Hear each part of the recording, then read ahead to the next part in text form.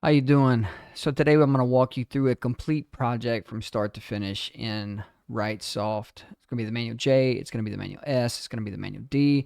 If we have time, I'll even take you into the bill of materials and show you how to build out your own material list. This will also give you job costing and all kinds of other really neat features that are quite frankly pretty underutilized in a house called Pro. So anyway, let's get started. So the first thing that you're going to do, I'm going to go ahead and share my screen,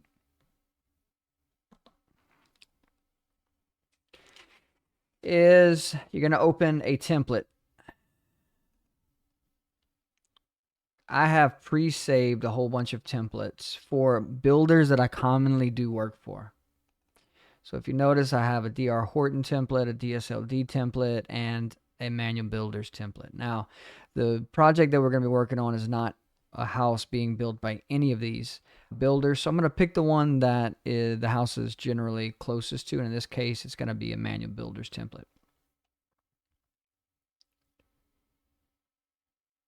It'll take just a minute for Wrightsoft Universal to open up. This is a pretty large program to run.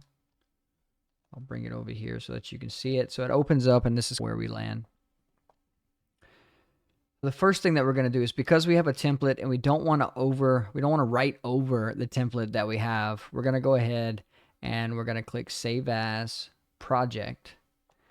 We're going to go through our hard drive and we're going to find the builder that we're working on this for, which is going to be Solus Builders.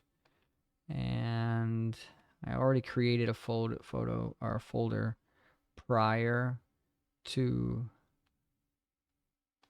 starting this video. I'm going to change this to just name it what I'm doing. Let's say design and bid. Here we go. Click save. And so now the previous manual builders template that we were using is now saved as a project in a folder that we're going to be working on from here on out. So a couple of ways that we can, move forward. This is essentially how you open a new project in Wrightsoft. So you have a template, open that template, immediately save as to whatever project folder that you've created for the builder that you're doing the work for, and that's it. And that's basically how you open a project in Wrightsoft.